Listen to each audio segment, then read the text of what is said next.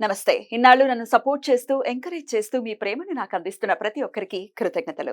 అలాగే ఈ వీడియో కూడా ఖచ్చితంగా మీకు ఉపయోగపడుతుంది. లైక్, షేర్ అండ్ సబ్స్క్రైబ్ చేసి మీ సపోర్ట్‌ని నాకు అందించండి. అలాగే ఈ వీడియో పట్ల మీకున్న అభిప్రాయాన్ని కామెంట్ సెక్షన్‌లో కామెంట్ చేసి తెలియజేయండి. ఇప్పుడు వీడియోని చూద్దాం. నమస్తే.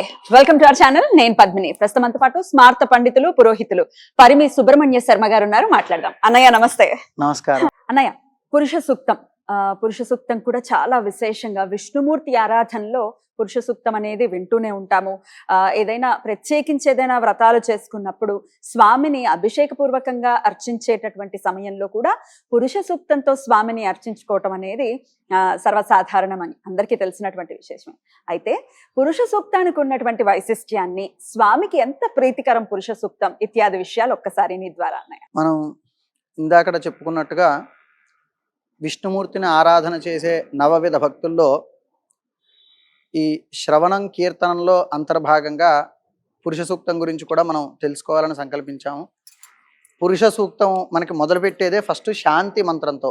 ఓం తచ్చంయోరావృణీమహే గాతుం యజ్ఞాయ గాతుం యజ్ఞపతయే దైవీ స్వస్తిరస్తునః స్వస్తిర్మానుషేభ్యః ఊర్ధ్వంజిగాతు భేషజం షన్నో అస్తు ద్విపదే షంచతుష్పదే ఓం శాంతి శాంతి శాంతి. ఈ పురుష సూక్తంలో మొట్టమొదటిగా మనం శాంతి మంత్రంతో ఎందుకు మొదలు పెడతాము అంటే, ఇందాక మనం శ్రీ సూక్తం గురించి చెప్పుకున్నప్పుడు అనేకమైనటువంటి కామ్యముల గురించే ప్రస్తావించాం. కానీ పురుష సూక్తంలో నారాయణ స్వరూపం ఏమిటి అంటే శాంతాకారం భుజగశయనం. ఆయనని ఆరాధన చేస్తే, విష్ణుమూర్తిని ఆరాధన చేస్తే ప్రతిదీ కూడా శాంతమైనటువంటి, అంటే అశాంతస్య కుత సుఖం అని చెప్పుకున్నట్టుగా శాంతిని కలగజేయడంతో ఈ స్వామివారి యొక్క ఆరాధన విశిష్టంగా ప్రారంభమవుతుంది. తచ్చంయోరావృణీమహే అంటూ కూడా శాంతి మంత్రంతోనే ప్రారంభం చేస్తాము. అయితే షన్నో అస్తు ద్విపదే షంచతుష్పదే అంటే, ద్విపదే అంటే రెండు పాదములతో ఉన్నటువంటి మన దగ్గర నుంచి, చతుష్పదే అంటే నాలుగు పాదములతో ఉన్నటువంటి జంతువులతో సహా అందరికీ కూడా అంటే మంచి చెయ్యాలి. శం అంటే మంచి అని అర్థం. అందరికీ కూడా మంచి చెయ్యాలి అనే సంకల్పంతో ఈ పురుష సూక్తం ప్రారంభమవుతుంది. స్వామివారి యొక్క పురుష సూక్తంలో ఉన్నట్టు విశిష్టత ఏమిటంటే, స్వామివారి విరాట్ స్వరూపం, అంటే విశ్వరూపం అంటాం కదా, ఆ విరాట్ స్వరూపాన్ని వర్ణించడమే. మొట్టమొదటి మంత్రమే సహస్రశీరుష పురుష సహస్రాక్ష సహస్రపాత్. అంటే స్వామివారి యొక్క సహస్రము అంటే మామూలుగా మనందరం 1000 అని ప్రస్తావిస్తాం, కానీ అనేకము అంటే అసంఖ్యాకము, 1000 అంటే సహస్రాధికం అంటే మనం లెక్క పెట్టలేనటువంటి స్వరూపం, చెప్పలేము, అంతకన్నా చెప్పలేము అని. అంత వ్యాప్తి కలిగినటువంటి ఆ యొక్క నారాయణుణ్ణి వర్ణిస్తూ ఉన్నటువంటిదే ఈ సూక్తము. ఇందాక చెప్పినట్టుగా విష్ణుమూర్తిని ఆరాధన అంటే విశేషంగా కూడా నారాయణుని కీర్తించేది. అదే నారాయణుని అంటే నారహ దదాతి ఇది అయినహ నారాయణ అంటే సమయానుగుణంగా జ్ఞానాన్ని ప్రసాదిస్తూ మానవ జీవనాన్ని ఒక క్రమంలో నడిపించేవాడు నారాయణుడు. అందుకే మనం సత్యనారాయణ వ్రతము అంటాము. సత్య అంటే అనుగుణంగా మనం ఏదైతే కామ్యము అని అనుకున్నామో ఆ కామ్యము మనకి తీర్చేవాడు. అందుకని అది సత్యం అవడం, అంటే మన కామ్యం సత్యం అవడం నువ్వు అన్నట్టు. అలాంటి సత్యనారాయణ వ్రతము అని చెప్పి చేస్తాం. అంటే నారాయణుడు అంటే ఏమిటంటే కాలానుగుణంగా మనకు కావలసినటువంటి జ్ఞానాన్ని ప్రసాదిస్తూ మన జీవనాన్ని సక్రమంగా నడిపించేవాడు నారాయణుడు. అందుకనే నారాయణ ఆరాధన మన కలియుగంలో చాలా విశేషంగా ఉంటుంది. అందుకనే సృష్టి స్థితి లయము మూడిట్లోనూ కూడా స్థితికారకుడు నారాయణుడు అంటారు. అంటే ఉద్భవింపజేసేవాడు, అంటే మన పుట్టించేవాడు బ్రహ్మదేవుడు అయితే, లయం చేసేవాడు పరమశివుడు అయితే, మధ్యలో మన జీవన గతి అంతా కూడా ఆ నారాయణుడి మీదే ఆధారపడుతుంది. ఆయనే స్థితికారకత్వం వహిస్తాడు. అలాంటి స్థితికారకుణ్ణి విశేషంగా వర్ణించడమే ఈ పురుష సూక్తం అన్నమాట. సో స్థితిలో మనకు కావాల్సినటువంటి ఐహిక సుఖాలు అవ్వచ్చు, ఐశ్వర్యం అవ్వచ్చు, ఇంకా ఏది కావాలన్నా విష్ణువే శరణ్యం, అంతేనా? విష్ణువే శరణ్యం. అంతా జరిగిన తర్వాత, మనకు అన్ని కలిగిన తర్వాత, నేను ఇందాక చెప్పినట్టుగా తృప్తి కలగజేసేవాడు నారాయణుడే. ఎందుకంటే మనకి సత్యనారాయణ స్వామి వారి వ్రతంలోనే మొదట మనకి అధ్యాయంలోనే ఒక శ్లోకంలో అందులో వివరంగా చెప్పబడి ఉంటుంది. మానవులందరూ కూడా కామ్యముల వెంబట తిరుగుతున్నారు. అంటే మనం ఇందాక మనం లక్ష్మి ఏది చేసుకున్నా కూడా కామ్యము అనేటువంటిది. కానీ కామ్యమే ప్రధానం కాదు, తృప్తిని కలగజేస్తాడు. తృప్తి అనేది ఎప్పుడు వస్తుంది? అన్ని కోరికలు అలానే ఉంటే తృప్తి కలగదు కదా. మనకి తృప్తి కలిగింది అంటేనే మన కామ్యములన్నీ కూడా నెరవేరాయి అని. ఐహికమైనటువంటివి మనకి ఆది దైవిక, ఆధ్యాత్మిక, ఆది దైవిక, ఆది భౌతిక అని 3 తాపత్రయాలు ఉంటాయి. మనకు తాపత్రయము అంటుంటాం కదా, వినే ఉంటాయి. ఎందుకు ఈ తాపత్రయం? ఆధ్యాత్మిక, ఆదిదైవిక, ఆదిభౌతిక అని 3 తాపత్రయాలు. ఈ 3 తాపత్రయాల్ని తరింపజేసేవాడే నారాయణుడు. విష్ణు. మననాత్ తాయతే ఇది మంత్ర. ఏ మంత్రమైనా మననం చేసే కొద్దీ మనకి కాపాడుతూ ఉంటుంది. అష్టాక్షరి మహామంత్రం ఏది? ఓం నమో భగవతే వాసుదేవాయ, లేదంటే ఓం నమో నారాయణాయ అని ఈ మంత్రాలను మనం మననం చేసుకుంటుండడం ద్వారా ఈ తాపత్రయాలన్నీ నెరవేరుతాయి. ఈ తాపత్రయాలన్నీ కూడా వేదోక్తంగా మనం ఏదైనా ఉన్నదా సూక్తము అంటే అదే ఈ పురుష సూక్తం అన్నమాట. అద్భుతం. అలంకారానికి ఎలా అయితే ఆయన ప్రీతి చెందుతారో విష్ణువు, అలాగే కీర్తించడానికి కూడా ఆయన ప్రీతి చెందుతారు. కీర్తనకు కూడా ఆయన ప్రీతి చెందుతారని ఖచ్చితంగా చెప్పవచ్చు. మరి పురుష సూక్తం అంతా కూడా ఆయనను కీర్తిస్తూనే ఉంటుంది. అదే చెప్పుకున్నాగా, శ్రవణం కీర్తనం విష్ణోహో. అందులో మనకి ముందు నవవిధ భక్తుల్లోనే నారద సూత్రాల్లోనే మొట్టమొదటిగా ఆయన చెప్పింది శ్రవణం కీర్తనం. విష్ణువుకి వెంటనే విష్ణుమూర్తికి ప్రీతికరమైన ఏంటి అంటే శ్రవణం కీర్తనం విష్ణోహో. ఆ కీర్తించేదే మనం ఇప్పుడు అనుకోకుండా మనం వేళ చేసుకున్నటువంటి ఈ సూక్తాల గురించి వర్ణించడం అంతా కూడా స్వామివారిని కీర్తించడం. ఇప్పుడు సహస్ర శీరుష పురుష సహస్ర ఎక్కడైనా మీకు అందులో విష్ణుమూర్తి నామం రాదు. విష్ణుమూర్తి మీరు సూక్తం మనం చెప్పుకుంటాం, విష్ణుమూర్తి అనే మాటే రాదు అసలు. నారాయణుడు అని వస్తుంది. నారాయణుడు అంటే ఏమిటి అంటే చెప్పా కదా ఇందాక, సగుణంగా సకాలానుగుణంగా మనకి జ్ఞానాన్ని ప్రసాదించి మనం రక్షించేవాడు నారాయణుడు. ఆయన విరాట్ రూపం. విష్ణుమూర్తి అని మనం ఏదైతే రూపాన్ని ఏర్పాటు చేసుకున్నాం అది కూడా స్వామివారి యొక్క అవతారము. మనకి 21 అవతారాలు భాగవతంలో చెప్పబడి ఉన్నాయి. ఆ 21 అవతారాల్లో విష్ణుమూర్తి అవతారం ఒకటి. దత్తాత్రేయులు వారిది. మనకి దశావతారాలు దశావతారాలన్నీ ఏవి? అవి నారాయణుడు అవతారాలే, అంతే కదా. రామావతారము, తర్వాత బౌద్ధావతారము, కూర్మావతారము, శ్రీమరాది విష్ణోహో మత్స్య కూర్మ వరాహ నారసింహ భార్గవ రాఘవ కల్కి, ఇలా ఈ అన్ని అవతారాలు కూడా నారాయణుడు యొక్క అవతారాలు, అంటే విష్ణుమూర్తి అవతారాలు. అది విష్ణుమూర్తే దశ విధాలుగా మారినటువంటి అవతారం. కానీ ఈ విష్ణుమూర్తే ఒక అవతారం. అది 21 మహావతారాల్లో భాగవతంలో చెప్పబడింది. భాగవతంలో వివరంగా చెప్పబడింది. ఆ మూల పురుషుడు ఎవరైతే ఉన్నాడో, అంటే విష్ణుమూర్తి గురించి కూడా కాదు, ఆ మూల పురుషుడు ఎవరైతే ఉన్నాడో, విరాట్ స్వరూపం అని అన్నాం కదా మనకి భగవద్గీతలో.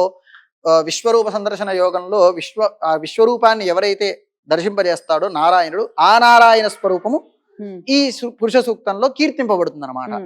అందుకని ఈ పురుష సూక్తానికి ఉన్న ప్రాశస్త్యం ఏమిటంటే నారాయణుని కీర్తిస్తుంది, మూల పురుషుణ్ణి కీర్తిస్తుంది అనమాట. అద్భుతం. మరి ఈ పురుష సూక్తం వినటం వలన ఆల్రెడీ నువ్వు చెప్పి ఉన్నావు, ఎలాంటి సుఖాలు పొందాలన్నా కూడా విష్ణువు యొక్క ఈ పురుష సూక్తాన్ని ప్రతినిత్యం చేసుకోవచ్చు. ప్రత్యేకించి తమ కోరికలు నెరవేర్చుకునే ప్రక్రియలో పురుష సూక్తాన్ని ప్రతినిత్యం వినటం లేదా చదువుకోవటం ఒకవేళ వాళ్ళకు వస్తే అది కూడా చేయొచ్చా? పురుష సూక్తము చదువుకోవడం ద్వారా ప్రధానంగా మనకి పురుష సూక్తంలోనే ఫలశ్రుతిలో ఏం చెప్పారు అంటే, ధార్మికమైనటువంటి జీవనం మనిషికి మతికి అంటే మన ఆలోచనలకి ధర్మాన్ని కలగజేస్తుంది అని, తర్వాత యోగము క్షేమము ప్రసాదిస్తుంది అని, అలానే ఏవైనా పారంపరాగతమైనటువంటి వ్యాధులున్నా, ఏదైనా పరంపరాగతమైనటువంటి, ఇప్పుడు మామూలుగా మనకి హెరిడిటరీ ఏదో అంటారు కదా, ఇప్పుడు ఈ షుగర్ అని, ఈ హార్ట్ అటాక్, ఇలాంటివి ఏవైతే స్కిన్ ఎలర్జీ ఏవైనా సరే పరంపరాగతమైనటువంటి, అంటే వంశ పరంపరంగా లేకపోతే మన పెద్దల దగ్గర నుంచి మనకు వచ్చినవి కానీ అలాంటివి ఏవైనా కూడా మనం అనుకుంటాం కదా, వ్యాధి రూపేణ పీడితేన పూర్వజన్మ కృతం పాపం వ్యాధి రూపేణ పీడితే అని, పూర్వజన్మలో మనం ఇలాంటివన్నిటికి కూడా శాంతింపజేస్తుంది. నివారణ కాదు. నివారణ అనేది ఎలా చేస్తుంది? ఏదైనా సరే ఔషధాన్ని కానీ ధర్మాన్ని కానీ మనం ధరిస్తేనే అది మనని రక్షింపజేస్తుంది. మనం అందరం ధర్మో రక్షతి రక్షిత అంటాం. అందరూ ధర్మాన్ని రక్షిస్తే అది మనని రక్షిస్తుంది అంటాం. కానీ వాస్తవం ఏమిటి అంటే ధర్మాన్ని మనం ధరిస్తే మన ధర్మం కాపాడుతుంది.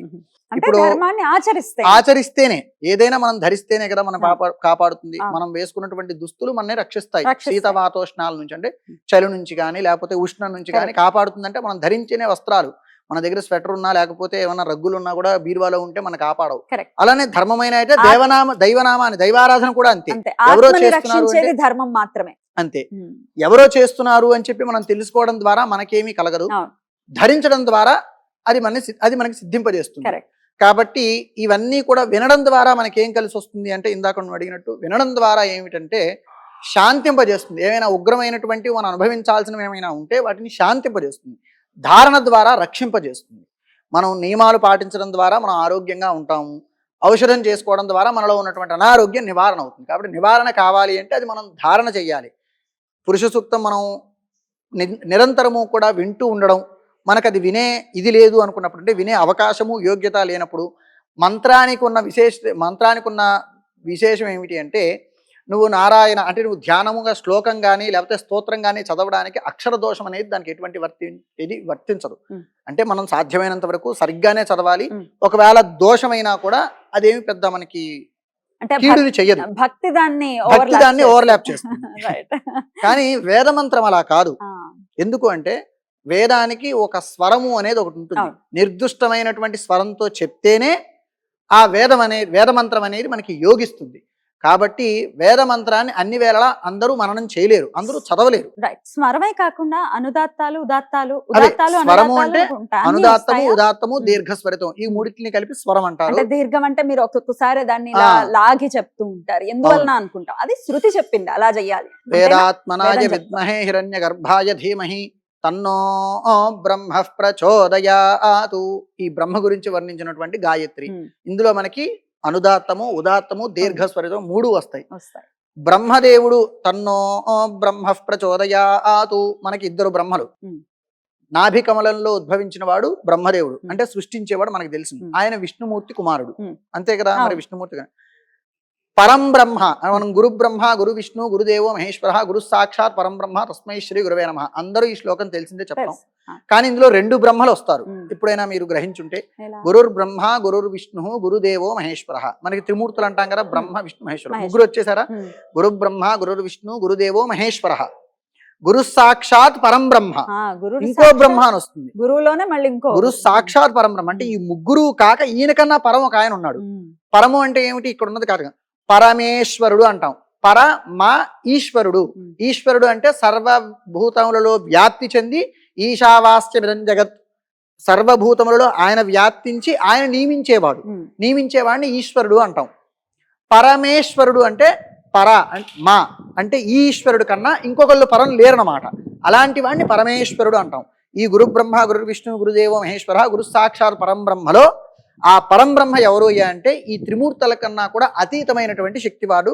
అదే ఆయన గురించే పురుష సూక్తం చెప్తుంది. విరాట్ పురుషుడు అంటాం కదా, ఆ 4 ఆయన ఎవరైతే ఉన్నాడో పరంబ్రహ్మ, ఆయన గురించే మనకి ఈ పురుష సూక్తం చెప్తుంది. ఈ పురుష సూక్తం అయితే నేను ఇందాక చెప్పిన బ్రహ్మ గాయత్రిలో పరంబ్రహ్మ దానికి దీర్ఘస్వరితం వస్తుంది.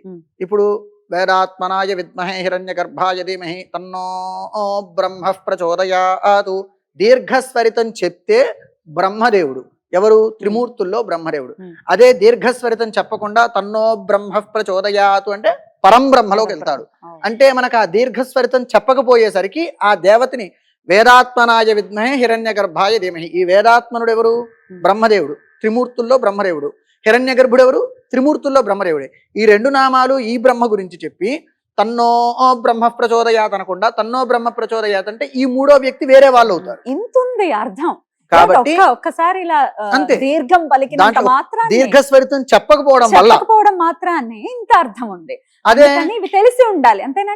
అందుకనే ఈ వేద మంత్రాలని ఎందుకు నిష్ణాతులే చదువుకోవాలి అంటే ఈ వేదాధ్యయనం కూడా అందరూ అనుకుంటే మామూలుగా బయట మనకు కనబడుతున్నట్టుగా ఇప్పుడు అర్చక స్వామి ఉంటారు, లేదంటే పురోహితులు చాలా మంది ఉంటారు. ఇది అంత సాధారణమైన విషయం ఏమీ కాదు. నేను కీసరగుట్టలో చదువుకున్నాను, వేద పాఠశాల ఉంది. ఇది చదువుకోవడానికి కూడా చిన్నప్పటి నుండి ఒక 8 ఏళ్ల, ఇది అసందర్భమే అయినా కూడా ఒక చిన్న విషయం సందర్భమే, ఎందుకంటే ఎలా చదువుకుంటారో తెలియాలి కదా. 8 ఏళ్ల వయసులో వేదాధ్యయనానికి 8 ఏళ్ల వయసులో వెళ్తారు పిల్లవాళ్ళు. ఉపనయనం అయిన తర్వాత అష్టవర్షాత్ 8వ సంవత్సరంలోనే ఉపనయనం చేసిన తర్వాత గర్భాష్టమేషు ఉపనయిత. నువ్వు అప్పుడే వెళ్ళావు? నేను అప్పుడే వెళ్ళాను. అంటే నేను నేర్చుకున్నది స్మార్తం కాబట్టి నాకు 12 ఏళ్ల సంవత్సరంలో వెళ్ళాను, 12వ వెళ్ళాను. స్మార్తం అనేది 8 సంవత్సరముల కోర్సు. 8 సంవత్సరములు మన ఇంటికి దూరంగా ఉండి, తల్లిదండ్రులకు దూరంగా ఉండి, బాల్య వయసులో అంటే మనం బాల్య వయసు అజ్ఞానత అంటాం, అజ్ఞానంలో ఉంటాం. చిన్నపిల్లలు అంటే ఏమి తెలియదు మనకి, అందుకనే కదా బాల్యం అనేది ఏమీ తెలియదు. అలాంటి వయసులో మనం ఎవరి దగ్గర ఉండాలో వాళ్ళ దగ్గర ఉండకుండా గురుకులానికి వెళ్ళి నేర్చుకునే వాళ్ళు అంటే చాలా సాధన. అది కూడా ఆ వయసులోనే. ఎందుకు అంటే ఆ వయసులో మనం ఏ విధంగా అయితే మనం ఏ మార్గంలోకి అయితే మనం ప్రవేశిస్తామో ఆ వయసు చాలా ప్రధానం అన్నమాట. కాబట్టి ఆ మార్గంలో ఆ సమయంలోనే పెట్టాలి అని నిర్ణయం మన పెద్దవాళ్ళందరూ నిర్ణయించి 8వ ఏట వేదంలో వేస్తారు. 8 నుంచి 12 సంవత్సరాలు వేదాధ్యయనం చాలా కష్టం. వాడికి ఆ వయసులో వాడికి స్వరం పట్టాలంటేనే 2-3 సంవత్సరాల సమయం పడుతుంది. అంత కష్టపడి అంత నేర్చుకున్న తర్వాత వాళ్ళే నిష్ణాతులు అంటారు. ఇందాక నువ్వు అన్నట్టు స్మార్త పండితులు అంటే పాండిత్యానికి సరిపడా విద్య నా దగ్గర ఉందో లేదో తెలియదు, పండితుడు అవడానికి ఏదైతే కోర్సు ఉందో ఆ కోర్సు మాత్రమే నేను చదివాను, ఆ సాధన మాత్రం ఆ చేశారు. సాధన మాత్రమే నేను చేశాను. ఆ. పాండిత్యానికి సరిపడా యోగ్యత అంటే పాండిత్యం అంతా నా దగ్గర ఉందో లేదో నాకు పూర్తిగా తెలియదు. ఆ దానికి సంబంధించినటువంటి కోర్సు పూర్తి చేశాను, అంతవరకు మాత్రమే పండితుని అని చెప్పుకోవడానికి. కానీ Right. అంత సాధన ఆ సమయంలో ఆ వయసులో ఉంటుంది. Right. ఎంతో కాలానికి కష్టాలకి నిష్ఠూరాలకి వచ్చి మన పనులు మనం చేసుకుంటూ Correct. అంత సాధన చేస్తేనే సిద్ధిస్తుంది. సాధన సాధ్యతే సర్వం. ఏదైనా సిద్ధించాలంటే అది సాధనతోనే. అందుకని అంత కష్టపడి మనం అంత సమయం మనం వెచ్చించలేము, అంత కష్టపడి వేద మంత్రాలను మనం నేర్చుకోలేదు. కాబట్టి కొంతమంది మహానుభావులు ఉంటారు, వారికి ఏంటంటే ఏ వయసులో ప్రయత్నించినా కూడా సిద్ధిస్తుంది. ఒక్కోసారి సిద్ధించేస్తుంది. అందరినీ ఒకే ఈశ్వర తాట మీద కృప. అంతే, ఈశ్వరానుగ్రహం. కానీ ఇప్పుడు నువ్వు మంత్రం అక్కర్లేదు. ఈ మంత్రాల కన్నా విశేషంగా మనకి భీష్ముల వారు నీకు ఏది ఇష్టమైంది అని చెప్పి ధర్మరాజు భీష్ముల వారిని అడిగారు. అంపశయ్య మీద ఉన్నటువంటి భీష్ముల వారిని అడిగితే వినాలి ఉన్నది అంటున్నావు. వింటూ ఉండడం, మనమే చదువుకోవాలి అని, మనమే ఏదైనా చెయ్యాలనే తాపత్రయం ఉంటే విష్ణు సహస్రనామం చేయడం. మనకి చేయటం. భగవత్ శంకరపాదుల వారు చెప్పారు, విష్ణు సహస్రనామం తర్వాత గీతాశ్రవణం అంటే భగవద్గీత, తర్వాత నారాయణ నామస్మరణం, ఈ మూడు కూడా నిరంతరము రోజు చెయ్యాలి. రైట్ అన్నయ్య, చాలా చక్కగా వివరించావు. Thank you so much. నమస్తే అన్నయ్య.